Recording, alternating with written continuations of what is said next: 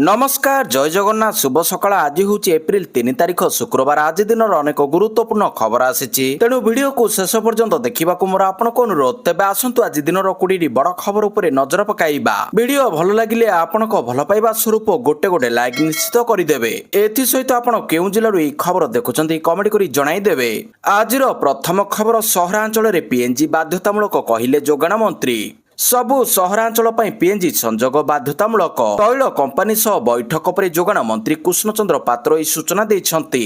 सहरांचल में 3 मास मध्य पीएनजी संजोग दियाजिबो स्थायी बासिंदा भड़ारे रहुतिबा व्यक्ति मध्य पीएनजी सुविधा पाइबे तेबे ग्रामांचल एलपीजी सिलिंडर जोगाण पूर्वपरि जारी रहिबो। गैस कलाबजारी रोकिबाकू ई केवाईसी व्यवस्था अपना जिवो। ई केवाईसी सरीगले केही आउ काहा नारे गैस नहीं पारिबे नाही तेबे जेउ माने पीएनजी संजोग नैछंती सेमानकु एलपीजी मना बोली कहिसंती मंत्री। परवर्ती खबर राज्य रे 1889 नूतन अंगनवाड़ी गृह उद्घाटित 2027 सुधा समस्त केंद्र पाइबे निजस्व गृह। राज्यर अंगनवाड़ी भित्तिभूमि को सुदृढ़ करबा पई सरकार एक बड़ पदक्षेप ग्रहण करिसंती। तृतीय पर्याय राज्य रे 1889 नूतन अंगनवाड़ी गृह को उप मुख्यमंत्री प्रभाती परिडा उद्घाटन करिसंती। लोकसभा भवन ठारे आयोजित एक स्वतंत्र कार्यक्रम आभासी माध्यम से समस्त केन्द्रर शुभारंभ करिसंती।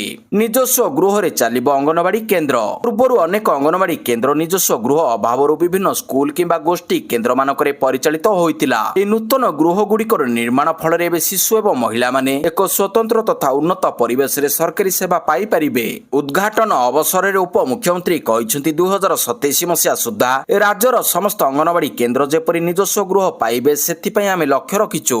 परवर्ती खबर मोदी को का पुरुष कही बर्षिले प्रियंका गांधी। कांग्रेस सांसद प्रियंका गांधी गुरुवार केरल निर्वाचनी प्रचार को ओह्लाई मोदी उपरे बर्षिले। मोदी को का पुरुष कहवा सह शासक एलडीएफ और मुख्यमंत्री को मोदी बी टीम कहिसंती प्रियंका। केरल विधानसभा निर्वाचन पई कांग्रेस नेतृत्वाधीन यूडीएफ पई प्रचार आरंभ करिसंती। पुथान थोपुरे एक प्रचार सभा रे प्रधानमंत्री नरेंद्र मोदी एबे केरल मुख्यमंत्री पिनाराई विजयन को कटाक्ष करिसंती प्रियंका। परवर्ती खबर खूब शीघ्र कन्या सुमंगल एसओपी। कन्या सुमंगल योजनार एसओपी खूब शीघ्र आसीबो। एई योजना रे झियो जन्म हेबार वर्षक मध्य तार नाम रे टंका रखाजिबो। झियो को 21 वर्ष हेबा परे ता अकाउंट को लक्षाधिक टंका जिवो बोली उप मुख्यमंत्री प्रभाती परिडा कहिसंती। कन्या सुमंगल योजना बजेट रे घोषणा होईछि तार एसओपी खूब शीघ्र फाइनल हेबो। कन्या सुमंगल योजना एजुकेशन बेस्ड हेबो। झियो जन्म हेबार वर्षक मध्य ता नाम रे टंका रखाजिबो। झियो को 21 वर्ष हेबा परे ता अकाउंट को लक्षाधिक टंका जिवो। ए सब पूरा एसओपी आसीबा परे चित्र स्पष्ट हेबो बोली उप मुख्यमंत्री कहते। परवर्ती खबर राज्य में सकाळ स्कूल आरंभ सकाळ 6:30 रु 10:30 पर्यंत हेब पाठपढ़ा। खरा को दृष्टि रखी राज्य में सकाळ स्कूल आरंभ समस्त सरकारी बेसरकारी स्कूल पर यह लागू करा जायछि। स्कूल रे सकाळुआ पाठपढ़ा पर निर्देश दिया जायछि। सकाळ 6:30 रु 10:30 पर्यंत हेब स्कूल रे पाठपढ़ा। खरा को दृष्टि रखी गणशिक्षा विभाग पक्षरु निष्पत्ति निया जायछि। ग्रीष्म छुट्टी पर्यंत चलिबो सकाळुआ स्कूल। एनी प्रत्येक जिलार जिलापाल को निर्देश जारी करिसंती गणशिक्षा सचिव। एप्रिल 2 तारिख रु निर्देश लागू करा जायछि। सकाळुआ स्कूल गुड़िक एसओपी जारी करा जायछि।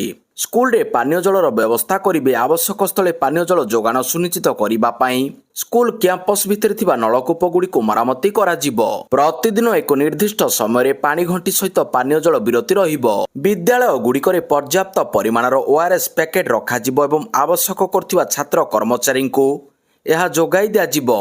अभिभावक माने पिला मानकु स्कूल जिबा समय रे पानी बोतल सह पठाइबे बोली गाइडलाइन जारी करा जायछि। परवर्ती खबर पश्चिमबंग विधानसभा निर्वाचन बीजेपी प्रार्थी प्रार्थीपत्र दाखल रे सामिल हेले मुख्यमंत्री मोहन माझी। पश्चिमबंग रे भारतीय जनता पार्टी विधानसभा प्रार्थी मानक प्रार्थीपत्र दाखल रे सामिल हेले मुख्यमंत्री मोहन चरण माझी। पश्चिमबंग वीरभूमि जिलार 4 जन प्रार्थी प्रार्थीपत्र दाखल रे मुख्यमंत्री सामिल होइतिले। रामपुरहाट एसडीओ ऑफिस रे बीजेपी रामपुरहाट विधानसभा प्रार्थी ध्रुव शाह, हंसन विधानसभा प्रार्थी निखिल बानार्जी, नलहाटी विधानसभा प्रार्थी अनिल सिंह एवं मुरारोई विधानसभा प्रार्थी रिंकी घोष प्रार्थीपत्र दाखल करिसंती। परवर्ती खबर ऑरेंज इकोनॉमी को गति सारा देश रे कंटेंट क्रिएटर लैब रो विस्तार। ऑरेंज इकोनॉमी क्षेत्र भाव में परिचित एनिमेशन, विजुअल इफेक्ट्स, गेमिंग एवं कॉमिक्स क्षेत्र समेत मीडिया एवं मनोरंजन क्षेत्र को प्रोत्साहन देबाकू केंद्र सरकार बजेट रे व्यापक अर्थ व्यवस्था करछंती। ଏପରିକି ଭାରତକୁ ବିଶ୍ୱସ୍ତରୀୟ କଣ୍ଟେଣ୍ଟ କ୍ରିଏସନ ହବ୍ ଭାବରେ ଗଢ଼ି ତୋଳିବା ପାଇଁ ସରକାରଙ୍କ ବିସ୍ତୃତ ଚିନ୍ତାଧାରା ଅଧୀନରେ ଅନେକ ପଦକ୍ଷେପ ଆରମ୍ଭ କରାଯାଇଛି। ନିକଟରେ ସଂସଦରେ ପାରିତ ହୋଇଥିବା କେନ୍ଦ୍ରୀୟ ବଜେଟ୍ 2026-27 ଘୋଷଣା ଅନୁସାରେ ଦେଶର 1500 ମାଧ୍ୟମିକ ବିଦ୍ୟାଳୟ ଏବଂ 500 କଲେଜରେ ଏବିଜିସି କଣ୍ଟେଣ୍ଟ କ୍ରିଏଟର ଲ୍ୟାବ୍ CCL ପ୍ରତିଷ୍ଠା କରାଯିବ। ଏହି ପଦକ୍ଷେପ ପାଇଁ 250 କୋଟି ଟଙ୍କା ବ୍ୟୟବରାଦ କରାଯାଇଛି। ପରବର୍ତ୍ତୀ ଖବର, ଟ୍ରମ୍ପଙ୍କୁ ଚୀନର ଆଡଭାଇଜାରୀ, ତୁରନ୍ତ ଯୁଦ୍ଧ ବନ୍ଦ ନହେଲେ ବିଶ୍ୱ ଅର୍ଥବ୍ୟବସ୍ଥା ଭୁଷୁଡ଼ି ଯିବ। ଆମେରିକା ରାଷ୍ଟ୍ରପତି ଡୋନାଲ୍ଡ ଟ୍ରମ୍ପ ଗୁରୁବାର ସକାଳେ ରାଷ୍ଟ୍ରକୁ ସମ୍ବୋଧନ କରି କହିଛନ୍ତି, ଆମେରିକା ଇରାନ ଉପରେ ବିଜୟ ଲାଭ କରିଛି ଏବଂ ଆମେରିକା 2 ସପ୍ତାହ ମଧ୍ୟରେ ଇରାନ ଉପରେ ବଡ଼ ଆକ୍ରମଣ କରିବ। ଟ୍ରମ୍ପ ଦାବି କରିଛନ୍ତି ଯେ ଇରାନର ମିଲିଟାରୀ ଡ୍ରୋନ୍ କ୍ଷମତା ଓ ନୌସେନା ସମାପ୍ତ ହୋଇଯାଇଛି। ସୈନ୍ୟ ଶକ୍ତି ଖୁବ୍ ଦୁର୍ବଳ ହୋଇଯାଇଛି। ଏହି ସୈନ୍ୟ ଅଭିଯାନର ମୁଖ୍ୟ ଉଦ୍ଦେଶ୍ୟ ପୁରା ହେବାକୁ ଯାଉଛି। ଟ୍ରମ୍ପ ଚେତାବନୀ ଦେଇ କହିଛନ୍ତି, ଯଦି ରାଜିନାମା ହେଲା ନାହିଁ ତେବେ ଆମେରିକା ଇରାନକୁ ପାଷାଣ ଯୁଗକୁ ପଠାଇ ଦେବ। ପରବର୍ତ୍ତୀ ଖବର, ଆମେରିକା ଇରାନ ଯୁଦ୍ଧ ମଧ୍ୟରେ ରୁଷ ଉପ ପ୍ରଧାନମନ୍ତ୍ରୀ ପହଞ୍ଚିଲେ 2 ଦିନିଆ ଭାରତ ଗସ୍ତରେ। ରୁଷର ପ୍ରଥମ ଉପ ପ୍ରଧାନମନ୍ତ୍ରୀ ଡେନିସ୍ ମଣ୍ଟୁରୋଭ୍ 2 ଦିନିଆ ଭାରତ ଗସ୍ତରେ ଆସି ନୂଆଦିଲ୍ଲୀଠାରେ ପହଞ୍ଚିଛନ୍ତି। ବିମାନ ବନ୍ଦରରେ ବିଦେଶ ମନ୍ତ୍ରାଳୟର ଅଧିକାରୀ ତାଙ୍କୁ ସ୍ୱାଗତ କରିଥିଲେ ଏବଂ ଏହି ଗସ୍ତ ଉଭୟ ଦେଶ ମଧ୍ୟରେ ବ୍ୟବସାୟିକ, ଅର୍ଥବ୍ୟବସ୍ଥା, ବିଜ୍ଞାନ, ଇଞ୍ଜିନିୟରିଂ ଓ ସଂସ୍କୃତି ଜଡ଼ିତ ମାମଲା ଉପରେ ଚର୍ଚ୍ଚା ହେବ। ବିଦେଶ ମନ୍ତ୍ରାଳୟ ପ୍ରବକ୍ତା ରଣଧୀର ଜୟସ୍ୱାଲ ଏବଂ ବିଦେଶ ମନ୍ତ୍ରୀ ଏସ୍ ଜୟଶଙ୍କରଙ୍କ ସହ ସାକ୍ଷାତ କରି ବିଭିନ୍ନ ମୁଦ୍ଦା ଉପରେ ଚର୍ଚ୍ଚା କରିବେ। ପରବର୍ତ୍ତୀ ଖବର, ପ୍ରଥମ ଦିନରେ 17,000 ଗଣନା। ରାଜ୍ୟରେ ଜନଗଣନାକୁ ନେଇ ଆସିଲା ବଡ଼ ଅପଡେଟ୍। ପ୍ରଥମ ଦିନରେ ସ୍ୱ ଜନଗଣନା କରିଛନ୍ତି 17,000 ଲୋକ। ଜନଗଣନା ପ୍ରକ୍ରିୟାରେ ଅଧିକରୁ ଅଧିକ ସାମିଲ ହେବା ପାଇଁ ସାଧାରଣ ଲୋକଙ୍କୁ ଅପିଲ କରିଛନ୍ତି ମୁଖ୍ୟ ଶାସନ ସଚିବ ଏବଂ ଜନଗଣନା ନିର୍ଦ୍ଦେଶକ ନିଖିଲ ପବନ କଲ୍ୟାଣ। ମୁଖ୍ୟ ଶାସନ ସଚିବ ଅନୁଗର୍ଗ ରାଜ୍ୟରେ କେମିତି ଜନଗଣନା ଚାଲିଛି ସେ ନେଇ ବୈଠକ ଡାକି ଆଲୋଚନା କରିଛନ୍ତି। ଜନଗଣନା ସମନ୍ୱୟ କମିଟିର ଦ୍ୱିତୀୟ ବୈଠକରେ ସମସ୍ତ ଜିଲ୍ଲାର ଜିଲ୍ଲାପାଳ, ବିଭିନ୍ନ ବିଭାଗର ସଚିବ ଓ ଉନ୍ନୟନ କମିଶନରଙ୍କ ସମେତ ବିଶିଷ୍ଟ ଅଧିକାରୀମାନେ ସାମିଲ ହୋଇଥିଲେ। ଆତ୍ମଗଣନା ପ୍ରକ୍ରିୟାରେ ଅଧିକରୁ ଅଧିକ ସାମିଲ ହେବା ପାଇଁ ଉଭୟ ମୁଖ୍ୟ ଶାସନ ସଚିବ ଓ ଜନଗଣନା ନିର୍ଦ୍ଦେଶକ ନିଖିଲ ପବନ କଲ୍ୟାଣ ସାଧାରଣ ଲୋକଙ୍କୁ ଅପିଲ କରିଛନ୍ତି। ଏପ୍ରିଲ 1ରୁ ରାଜ୍ୟରେ ଡିଜିଟାଲ ଜନଗଣନା ଆରମ୍ଭ ହୋଇଛି। ପରବର୍ତ୍ତୀ ଖବର, ମେରେ ମାଟ୍ରିକ ରେଜଲ୍ଟ। ନିର୍ଭୁଲ ଏବଂ ବିନା ଦ୍ୱନ୍ଦ୍ୱରେ ମେଟ୍ରିକ ଖାତା ଦେଖା ଶେଷ ହୋଇଛି। ଗୁରୁବାର ସନ୍ଧ୍ୟାରେ ଖାତା ଦେଖା ସରିଛି। ଏହାପରେ ମେଟ୍ରିକ ରେଜଲ୍ଟ ପ୍ରକାଶ ପାଇଁ ଦ୍ୱିତୀୟ ପ୍ରକ୍ରିୟା ଆରମ୍ଭ ହେବ। ଏଥର ମେ ପ୍ରଥମ କିମ୍ବା ଦ୍ୱିତୀୟ ସପ୍ତାହରେ ମେଟ୍ରିକ ରେଜଲ୍ଟ ପ୍ରକାଶ ପାଇଁ ଲକ୍ଷ୍ୟ ରହିଛି। ମେଟ୍ରିକ ରେଜଲ୍ଟ ଟାବୁଲେସନ ପାଇଁ 1 ମାସ ଲକ୍ଷ୍ୟ ରହିଛି। ସେହିପରି ମେଟ୍ରିକ ଫଳ ପ୍ରକାଶ ସଙ୍ଗେ ସଙ୍ଗେ ଛାତ୍ରଛାତ୍ରୀମାନଙ୍କୁ ଅନଲାଇନରେ ମେଟ୍ରିକ ସାର୍ଟିଫିକେଟ ପ୍ରଦାନ କରାଯିବ। ଏଥିସହିତ ପେପର ଖରାପ ଥିଲେ ସାପ୍ଲିମେଣ୍ଟାରୀ ପରୀକ୍ଷା ଦେଇପାରିବେ। ଏନେଇ ବୋର୍ଡ ସଭାପତି ଶ୍ରୀକାନ୍ତ ତରାଇ ସୂଚନା ଦେଇଛନ୍ତି। ମାର୍ଚ୍ଚ 19ରୁ ଏହି ମୂଲ୍ୟାୟନ ପ୍ରକ୍ରିୟା ରାଜ୍ୟର 30ଟି ଯାକ ଜିଲ୍ଲାର 85ଟି ମୂଲ୍ୟାୟନ କେନ୍ଦ୍ରରେ ଚାଲି ଆସିଛି। ମ୍ୟାଟ୍ରିକ୍ ସହ ଆରମ୍ଭ ହୋଇଥିବା ଏସ୍ଓସି ଓ ମଧ୍ୟମା ଖାତା ଦେଖା ଇତିମଧ୍ୟରେ ଶେଷ ହୋଇସାରିଥିବାର ବୋର୍ଡ କର୍ତ୍ତୃପକ୍ଷ କହିଛନ୍ତି। ପରବର୍ତ୍ତୀ ଖବର, ରାଜ୍ୟ ସରକାର ଚାଷୀମାନଙ୍କର ସବୁ ଧାନ ଉଠାଇବେ ଏନେଇ ସୂଚନା ଦେଇଛନ୍ତି ସମବାୟ ମନ୍ତ୍ରୀ ପ୍ରଦୀପ ବଳସାମନ୍ତ। ଚଳିତ ଖରିଫ ଋତୁରେ ରେକର୍ଡ ସଂଖ୍ୟକ ଧାନ ସଂଗ୍ରହ ହୋଇଛି। 15,64,000 ଚାଷୀ ଧାନ ବିକ୍ରି କରିସାରିଛନ୍ତି। ଏଯାବତ୍ 77 ଲକ୍ଷ ମେଟ୍ରିକ ଟନ୍ ଧାନ କିଣା ସରିଛି। ଚାଷୀଙ୍କ ଧାନ କିଣିବାକୁ ଦିନ ଅବଧି ବୃଦ୍ଧି କରିଛନ୍ତି ସରକାର। ଯେଉଁ ଚାଷୀ ଧାନ ବିକି ନାହାନ୍ତି ଏବେ ବିକ୍ରି କରାଇ ପାରିବେ। ମାର୍ଚ୍ଚ 31ରେ ଧାନ କିଣା ଅବଧି ଶେଷ ହୋଇଥିବା ବେଳେ ଆହୁରି 7 ଦିନ ସମୟ ବଢାଇଛନ୍ତି ରାଜ୍ୟ ସରକାର। ଯାହାର ବି ଧାନ ଉଠିନି ସେମାନଙ୍କ ଧାନ କ୍ରୟ କରାଯିବ ବୋଲି ମନ୍ତ୍ରୀ କହିଛନ୍ତି। ସେ ଆହୁରି ମଧ୍ୟ କହିଛନ୍ତି, ମିଲରେ ଜାଗାର ଅଭାବ ପାଇଁ ଧାନ କିଣା ପ୍ରକ୍ରିୟା ଟିକେ ବିଳମ୍ବ ହୋଇଥିଲା। ଜଣେ ବି ଚାଷୀର ଧାନ ରହିବ ନାହିଁ, ସବୁ ଧାନ କିଣା ଯିବ। ଆସନ୍ତା ବର୍ଷ ସମସ୍ୟା ନ ହେବା ପାଇଁ ସରକାର ବ୍ୟବସ୍ଥା କରୁଛନ୍ତି। ପରବର୍ତ୍ତୀ ଖବର, ଆର୍ଜେଣ୍ଟିନା ଟିମ୍ ଏବଂ ମେସିଙ୍କ ଉପରେ ଆସିଲା ଅଭିଯୋଗ। 250 କୋଟି ଟଙ୍କା ନେଇ ମଧ୍ୟ କେରଳ ଆସିଲେ ନାହିଁ। ଆର୍ଜେଣ୍ଟିନା ଫୁଟବଲ ଟିମ୍ ଏବଂ ଷ୍ଟାର ଖେଳାଳି লিওনেল মেসিଙ୍କୁ ନେଇ ଅଭିଯୋଗ ଆସିଛି। କେରଳ ଖେଳମନ୍ତ୍ରୀ ଅବ୍ଦୁରହିମାନ ଆର୍ଜେଣ୍ଟିନା ଫୁଟବଲ ଟିମ୍ ଏବଂ লিওনেଲ ମେସି ଦେଇଥିବା କଥା ରଖିନଥିବାର ଅଭିଯୋଗ ହୋଇଛି। 250 କୋଟି ଟଙ୍କାର ବ୍ୟବସ୍ଥା ପରେ ମଧ୍ୟ ଟିମ୍ ମ୍ୟାଚ୍ ଖେଳିବାକୁ ଆସିନଥିବା ଅଭିଯୋଗ ହୋଇଛି। ଏବେ ବିଶ୍ୱାସଘାତକତା ଏବଂ ଆଇନଗତ କାର୍ଯ୍ୟାନୁଷ୍ଠାନ କରି କ୍ଷତିପୂରଣ ଦାବି କରାଯିବ ବୋଲି କୁହାଯାଇଛି। ମନ୍ତ୍ରୀ କହିଛନ୍ତି, ଟିମ୍ ମ୍ୟାଚ୍ ଖେଳିବାକୁ କଥା ଦେଇଥିବା ବେଳେ ପଇସା ନେଇଛି, ହେଲେ ଆସିବାକୁ ମନା କରିଦେଇଛି।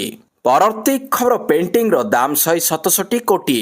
ରେକର୍ଡ ଭାଙ୍ଗିଲା ପ୍ରସିଦ୍ଧ ଭାରତୀୟ ଚିତ୍ରଶିଳ୍ପୀ ରାଜା ରବି ବର୍ମାଙ୍କ ଯଶୋଦା ଏବଂ କୃଷ୍ଣଙ୍କ ପେଣ୍ଟିଂ। 167.20 କୋଟି ଟଙ୍କାରେ ବିକ୍ରି ହେଲା ଏହି ଆକର୍ଷଣୀୟ ଫଟୋଚିତ୍ର।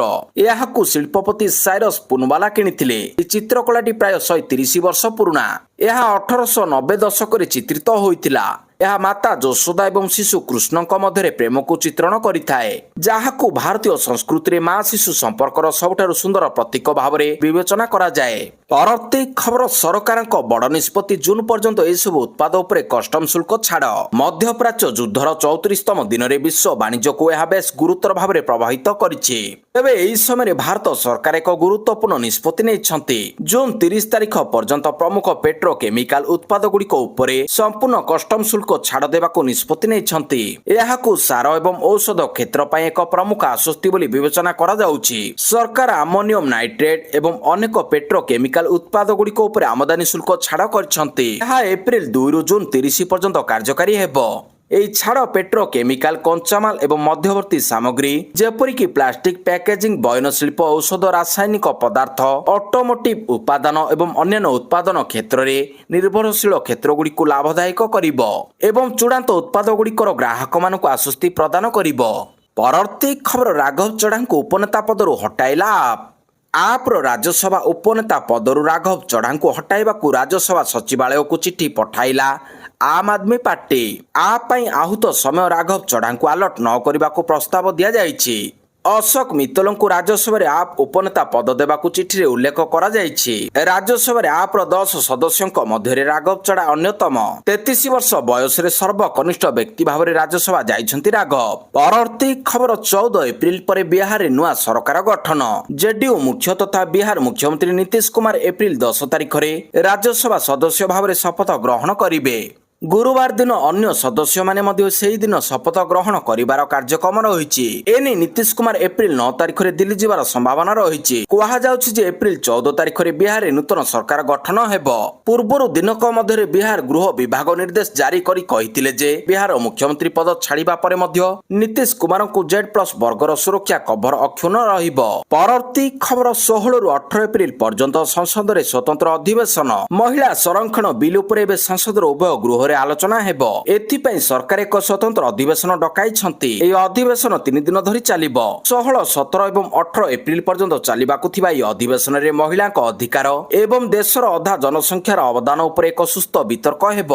ରିପୋର୍ଟ ଅନୁଯାୟୀ ଏହି 3 ଦିନିଆ ଅଧିବେଶନ ଦେଶର ନିର୍ବାଚନ ମଣ୍ଡଳୀ ଏବଂ ସଂସଦରେ ମହିଳାଙ୍କ ଅଂଶଗ୍ରହଣ ସୁନିଶ୍ଚିତ କରିବା ଲକ୍ଷ୍ୟ ରହିଛି। ଏହା ମହିଳା ସଶକ୍ତିକରଣକୁ ସୁଦୃଢ଼ କରିବ। ପରବର୍ତ୍ତୀ ଖବର, ଅନୁପ୍ରବେଶକାରୀଙ୍କ ଉପରେ କଂଗ୍ରେସକୁ ଭର୍ତ୍ସନା କଲେ ଶାହା। କେନ୍ଦ୍ର ଗୃହମନ୍ତ୍ରୀ ଅମିତ ଶାହା ଗୁରୁବାର କଂଗ୍ରେସକୁ ଆସାମକୁ ବିକାଶରୁ ଦୂରେଇ ରଖିବା ପାଇଁ କଡ଼ା ସମାଲୋଚନା କରିଛନ୍ତି। ନାଗାଓଁରେ ଏକ ସାଧାରଣ ସଭାକୁ ସମ୍ବୋଧିତ କରି ଶାହା କହିଛନ୍ତି ଯେ ପ୍ରଧାନମନ୍ତ୍ରୀ ନରେନ୍ଦ୍ର ମୋଦିଙ୍କ ନେତୃତ୍ୱରେ କେନ୍ଦ୍ର ସରକାର ରାଜ୍ୟର ବିକାଶ ପାଇଁ 9 ଲକ୍ଷ କୋଟି ଟଙ୍କା ଆବଣ୍ଟନ କରିଛନ୍ତି। ସେ ଏହା ମଧ୍ୟ କହିଛନ୍ତି ଯେ ପ୍ରଧାନମନ୍ତ୍ରୀ ମୋଦି ଏବଂ ମୁଖ୍ୟମନ୍ତ୍ରୀ ହିମନ୍ତ ବିଶ୍ବ ଶର୍ମାଙ୍କ ନେତୃତ୍ୱରେ ରାଜ୍ୟ ବିପୁଳ ନିବେଶକୁ ଆକର୍ଷିତ କରୁଛି। କଂଗ୍ରେସ ଦଳ ଆସାମର ବିକାଶ ପାଇଁ କେବେ ମଧ୍ୟ କିଛି କରିନାହିଁ। ଆପଣଙ୍କ ସରକାର 15 ବର୍ଷ ଧରି କ୍ଷମତାରେ ଥିଲା। ପରବର୍ତ୍ତୀ ଖବର, ହରମୁଜ ପ୍ରଣାଳୀ ଖୋଲିବା ପାଇଁ ଭାରତକୁ ୟୁକେର ନିମନ୍ତ୍ରଣ। ପଶ୍ଚିମ ଏସିଆରେ ସଂଘର୍ଷ ମଧ୍ୟରେ ହରମୁଜ ପ୍ରଣାଳୀକୁ ପୁନର୍ବାର ଖୋଲିବା ପାଇଁ ଯୁକ୍ତରାଜ୍ୟ ଦ୍ୱାରା ଆୟୋଜିତ ଏକ ବହୁ ରାଷ୍ଟ୍ରୀୟ ସମ୍ମିଳନୀରେ ଭାରତ ଯୋଗଦେବ ବୋଲି ବୈଦେଶିକ ମନ୍ତ୍ରଣାଳୟ MEA ଗୁରୁବାର ଦିନ କହିଛି। ଲଣ୍ଡନ ନୂଆଦିଲ୍ଲୀକୁ ନିମନ୍ତ୍ରଣ କରିଛି। ଏକ ଗଣମାଧ୍ୟମ ବ୍ରିଫିଂରେ MEA ମୁଖପାତ୍ର ରଣଧୀର ଜୟସ୍ୱାଲ କହିଛନ୍ତି ୟୁକେ ପକ୍ଷରୁ ହରମୁଜ ପ୍ରଣାଳୀ ଉପରେ ଆଲୋଚନା ପାଇଁ ଭାରତ ସମେତ ଅନେକ ଦେଶକୁ ନିମନ୍ତ୍ରଣ କରାଯାଇଛି। ସେ ଆହୁରି ମଧ୍ୟ କହିଛନ୍ତି ଯେ ବୈଦେଶିକ ସଚିବ ବିକ୍ରମ ମିଶ୍ରି ବ୍ରିଟେନରେ ଆଲୋଚନାରେ ଯୋଗ ଦେବେ। ପରବର୍ତ୍ତୀ ଖବର, ରାଜନାଥ ସିଂଙ୍କ ପାକିସ୍ତାନକୁ କଡ଼ା ଚେତାବନୀ। ଇରାନ ଓ ଆମେରିକା ଇସ୍ରାଏଲ ଭୀଷଣ ଯୁଦ୍ଧ ମଧ୍ୟରେ ଭାରତ ନିଜର ପଡ଼ୋଶୀ ଦେଶ ପାକିସ୍ତାନକୁ ଏକ କଡ଼ା ବାର୍ତ୍ତା ଦେଇଛି। ପ୍ରତିରକ୍ଷା ମନ୍ତ୍ରୀ ରାଜନାଥ ସିଂ ଗୁରୁବାର ଚେତାବନୀ ଦେଇ କହିଛନ୍ତି ଯଦି ବିଶ୍ୱ ଅସ୍ଥିରତା ଫାଇଦା ଉଠାଇବାକୁ କୌଣସି ପ୍ରୟାସ କରାଯାଏ ତେବେ ଭାରତର ପ୍ରତିକ୍ରିୟା ନିର୍ଣ୍ଣାୟକ ହେବ। ସେ ଏହା ମଧ୍ୟ ସ୍ପଷ୍ଟ କରିଛନ୍ତି ଯେ ଅପରେସନ ସିନ୍ଦୁର ଏପର୍ଯ୍ୟନ୍ତ ଶେଷ ହୋଇନାହିଁ। ନିର୍ବାଚନ ପୂର୍ବରୁ କେରଳରେ ଏକ ସୈନିକ ସମ୍ମାନ ସମ୍ମିଳନୀରେ ଉଦ୍ବୋଧନ ଦେଇ ପ୍ରତିରକ୍ଷା ମନ୍ତ୍ରୀ ପାକିସ୍ତାନର ନାମ ନ ନେଇ ଟାର୍ଗେଟ କରିଥିଲେ। ପରବର୍ତ୍ତୀ ଖବର, 2ରୁ 3 ବର୍ଷ ମଧ୍ୟରେ ଦୂର ହେବ ଅଗ୍ନିବୀରଙ୍କ ଅଭାବ। ଭାରତୀୟ ସେନା ଅଧିକାରୀ ଏବଂ ସୈନିକଙ୍କ ଅଭାବର ସମ୍ମୁଖୀନ ହେଉଛି। ସେନା ଓ ସିଧାସଳଖ ଯବାନ ଭାବରେ ନିଯୁକ୍ତି କରେ ନାହିଁ, ବରଂ ଅଗ୍ନିବୀର ଭାବରେ ନିଯୁକ୍ତି କରେ। ପ୍ରତିରକ୍ଷା ମୁଖ୍ୟ ଜେନେରାଲ ଅନିଲ ଚୌହାନ ପ୍ରତିରକ୍ଷା ସଂସଦୀୟ ସ୍ଥାୟୀ କମିଟିକୁ କହିଛନ୍ତି ଯେ ଆଗାମୀ 2ରୁ 3 ବର୍ଷ ମଧ୍ୟରେ ଅଗ୍ନିବୀରଙ୍କ ଅଭାବ ଦୂର କରାଯିବ। ସେ ଏହା ମଧ୍ୟ କହିଛନ୍ତି ଯେ ଅଗ୍ନିବୀର ମଡେଲ ଅନୁଯାୟୀ ଏହି ବର୍ଷ ଶେଷ ସୁଦ୍ଧା 75% ଅଗ୍ନିବୀର ସ୍ନାତକ ହେବେ, ଯେତେବେଳେ 25 ଶତକଡ଼ା ରହିବ। ଚଳିତ ବର୍ଷ ନଭେମ୍ବରରେ ନୌସେନାର ପ୍ରାୟ 2600 ଅଗ୍ନିବୀରଙ୍କ ପ୍ରଥମ ବ୍ୟାଚ୍ 4 ବର୍ଷ ପୂରଣ କରିବ।